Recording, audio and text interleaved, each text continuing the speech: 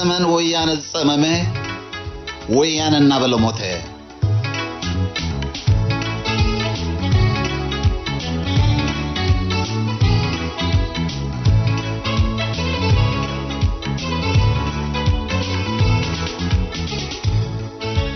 كلتشحن عسران حدن كزازم انه 4 معلتات طراي تليفوننا اللوا ابزو بقرنا افريقيا بامريكان هجرات معرابن اب كلتشحن عسران حدن استفصمه بوليتيكاوي دبلوماسياوي قطباوي وتهدراو متتتاو اب تاريخ እናተዘከረ ከም ዝነብር ዘጠራጥራ ይኮናን አሜሪካን ሀገራት ምዕራብን بمنجدي جاندا ويانه نهاجرات قرن أفريقيا نابقلبيت أتيخان مفرراس زستبقص العلامة كابجزية نابجزية إنها أساساً إنها بنن مخادو كسب بتزاوري متتاوز على مسقومتات كاب موساد زعقتم حيل كم زي اللجن بمنجدي تكالات ودو بحبرات هاجراتن بيت مغرس سبعة مسلاتن استوسته سقومتات قولي حسرائي اللعامة من بارون مذكرون أقداسيو جاندا ويانه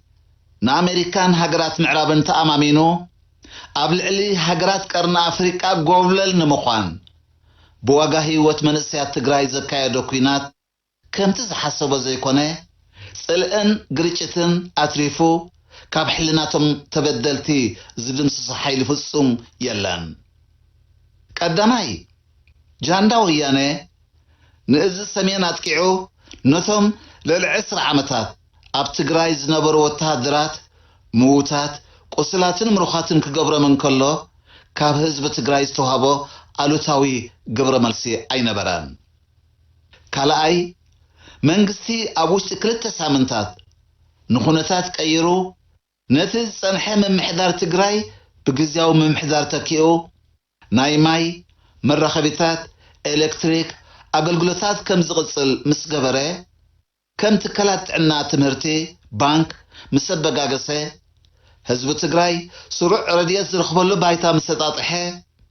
نحرشان تحت غرصن كال نتفتات نزوعل لعلم 100 بليون بروساي مالت 10 عزفي باجت كل تقراي بمفساس قعزو حادة كلتا بمنبال مسجمره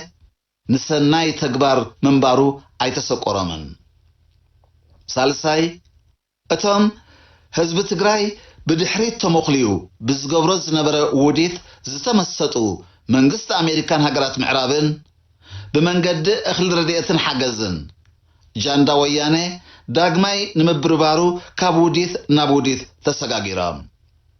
ኣብ ልዕሊ ኤርትራን ኢትዮጵያን በመንገድ ባይቶ ጸጥታ እገዳ ንምትሕላፍ ዝወሰደው ተበግሶ መስፈሸለ ድማ አሜሪካ ናብ ውሳነታት بيناو اقدا مئتاوا الزكاريو رابعي حزب تقراي نابلبو تمليسو كحرسن نويانه كوينات ايدلينان يؤزبل سقطش قبرن بمحساب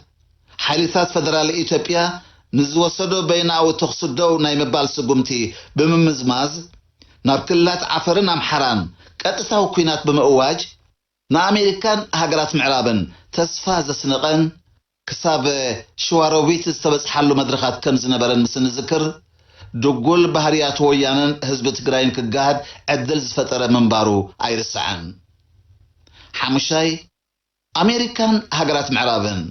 ابلعل قرن افريقيا نزنبرم طموح دليت المسمار بمنجد اتم زقوصصروم تكلات ميديا نيرتران ايثيوبيان نمسيطان كابز غبኦ نلعلي تطقيمنالين اب تግራይ هلكت زغاتات كمستفصمه بمحبر نيرترا بجبن نمخصاص انتاي زي تفحسن انتاي زي تجبرن سمي إرترا مسمنتاي زي تأساسره نيرترا بقطبة دبلوماسين بوليتيكان زدخم اجدا بمتحلف نمنبركخا انتاي زي تفحسه كساب رديت ناب تግራይ كيبصح إرترا انقفات تخون الله نمبال عينو ما يحسيون شادشاي اب كللات امحران عفرن جاندا ويانه نصحات قتل دقنسيو كعمصن كدفرن تكالات عنان تمهرتن كالئن كعنو ዝተፈለለየ ንብረት ናብ ትግራይ ክጓርት መኻዚኖታት ረድኤት ውድብ ሕብረት ሃገራት እናዘመተ ክወስድን ከሎ መራኸቢ ድንድላትን ናይ ኤሌክትሪክ መስመራትን ናይ ቴሌፎን መራኸቢታትን ኮነ ኢሉ ክዕኑን ከሎ ኣሜሪካን ሃገራት ምዕራብን ሰሚዖም ከም ዘይሰምዑ ሪኦም ከም ዘይረኣዩ ፈሊጦም ከም ዘይፈለጡ ብምምሳል ጃንዳ ወያነ ዝፈጸሞ ሕሳብ ናይ ምዕጻው መስርሕ ሓበሬታ ብምትሕልላፍ እጃሞም ከም ዝተጻወቱ ካብ መራሕቲ ጃንዳ ወያነ ዝተዋህበ ምስክርነት ከይተረፈ ዘረጋገጹ ሓቂ እዩ። ሻውዓይ እቲ ን40 ዓመታት በቲ ጠፋሽ ፖለቲካ ጃንዳ ወያነ ዝደንዘዘን ዓይኑ ዝዓወረን ህዝቢ ትግራይ ስለምንታይ ብዛዕባ ጽባሕ ዘይምሕሳቡ ሕቶ ዘበግስ ጉዳይ ኮይኑ ኣሎ። ደድሕሪ ጃንዳ ወያነ ነተጓዓዝካ ህዝቢ መቕታልን ምዝራፍን ከም ንቡር ስራሕ ስለ ዝተወስደ ሎሚ ህዝቢ ትግራይ ምስ ኤርትራ ህዝብታት ክልላት ኣምሓራን ዓፋርን ዘለዎ ርክብ ምፍታሽ ከገድሶ እዩ። ሻሙናይ ጃንዳ ወያነ ኣብ ክልላት ኣምሓራን ዓፋርን ናይ ዝህለቆም መንእሰያት ትግራይ ሬሳ ናብ ትግራይ ብምውሳድ ጽባሕ ምስ ኣሜሪካን ሃገራት ምዕራብን ብምዃን ከበግሶ ዝቀራረበሉ ንዘሎ ክሲ ጃምላዊ ህልቂት ከም መርትዖ ክጥቀመሉ ኣዋዲድዎ ከም ዘሎ እቲ ካብ ትግራይ ዝወፅእ ሓቂ ኣነፂርዎ ኣሎ። ታሽዓይ እታ ብሕሱር ፕሮፓጋንዳ ጃንዳ ወያነ ኣእምሮኣ ዝተደፍነ ትግራዊ ተኣደ ውልደይ ኣበይ ኣሎ ዝብል ሕቶ ከተበግስ እዚ ሕጂ ኣብ ትግራይ ተፈጢሩ ዘሎ ወተሃደራዊ ኩነታት ከም ንዓኣ ዝተፈጥረ ጽቡቕ ዕድል ክትጥቀመሉ ትሕተት ኣላ። ዓስራይ ጃንዳ ወያነ ካብ ክልላት ኣምሓራን ዓፋርን ዝዘመተ ንብረት ካብ ባንክታት ዝዘረፎ ብቢልዮናት ዝቁጸር ገንዘብ ብዋጋ ህይወት ኣማኢት ኣሽሓት መንእሰያት ተጋሩ ምዃኑን እቶም ተጠቀምቱ በጻብዕ ዝቁጸሩ መራሕቲ ጃንዳ ወያነ ምዃኖምን ንህዝቢ ትግራይ ግዲ ከም ዘይብሎም ዝምስክሮ መርትዖ እዩ። 11 እቶም በሽሓት ዝቁጸሩ ኣብ ኢድ መንግስቲ ፌደራል ዝርከቡ ምሩኻት ኩናት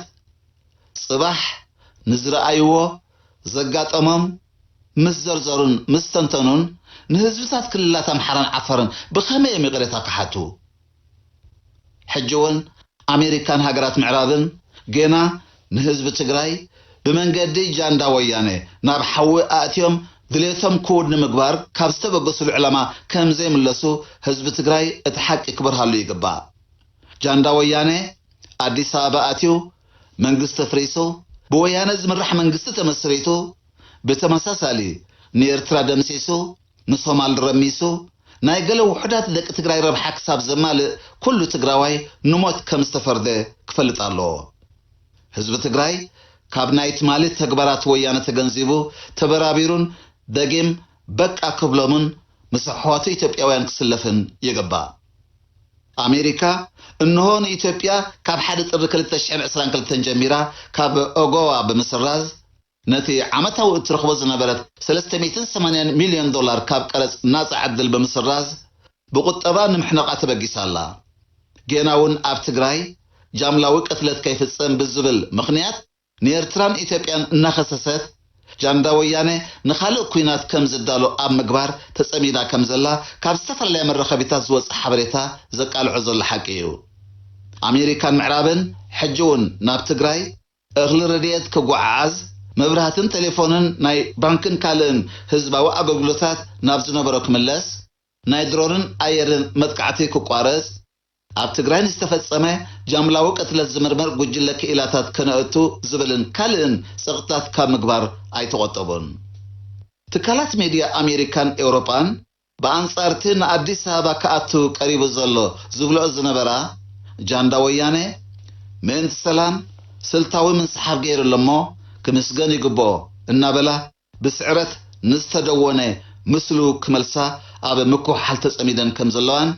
እቲ ኩናት ዳግም ኣብ ክልላት ዓፋርን ኣምሓራን ዝበጋገሰሉ ምትኹታኻት ኣብ ምግባርን ንጃንዳ ወያነ ኣብ ምትብባዕ ከም ዝርከባን ጃንዳ ወያነ ብወገኑ ኤርትራ ምባሉ ገና ከም ዘየቋረፀን መዓልታዊ በብመንገዶም ካብ ዝውሃብ መግለጺ ዝስማዕ ዘሎ ወሬ እዩ። ዝኸበርኩም ሰማዕትና መንግስቲ ኤርትራ ዝብሎን ዝገብሮን ዝፈልጥ ንጃንዳ ወያነን ህዝቢ ትግራይን ፈላልዩ ዝጥምት ኣብ ቀርሕንትን ቤላ ቤለውን ዘይኣምንን ዘይነብርን ብምዃኑ ህዝቢ ትግራይ ነዚ ሕጂ ዝኸፍሎ ዘሎ ከቢድ ዋጋ ከይከፍልን እቲ ቀደም ዘስምዖ ናይ ተበራበር ደወል ሕጂውን ከም ታሪክ ይዝከር ኣሎ እቲ ሓቂ ድማ ከም ብዘበን ውቤ ዝፀመመ ውቤ እናበለ ሞተ ዝተባህለ ብጃንዳ ዝፀመመ ጃንዳ እናበለ ሞተ ኮይንዎ ትዕቢትን ዕሽነትን ዝተሓወሶ ጽልኢ ኣብ ምፍጣር ይርከብ ኣሎ እንተ ሕጂ እሞ እቲ ህዝቢ ትግራይ ዝኸፍሎ ዘሎ ዋጋ ንቀርኒ ኣፍሪቃ ፍሪስካ ድሌት ኣሜሪካን ሃገራት ምዕራብን ንምርግጋጽውን ከም ዘይሰምር ተገንዚቡ ካብ ድቃስ ተበራቢሩ ምስ ህዝብታት ቀርኒ ኣፍሪቃ ምስላፍ ዝበለጸን ዝሓየልን እዩ ንሕጂ በዚ ያክል ኣብ ዝመጽእ ብኻልኦት ሕሶ ክንረኸብ ኢና ርሑስ ሓድሽ ዓመትን በዓል ልደትን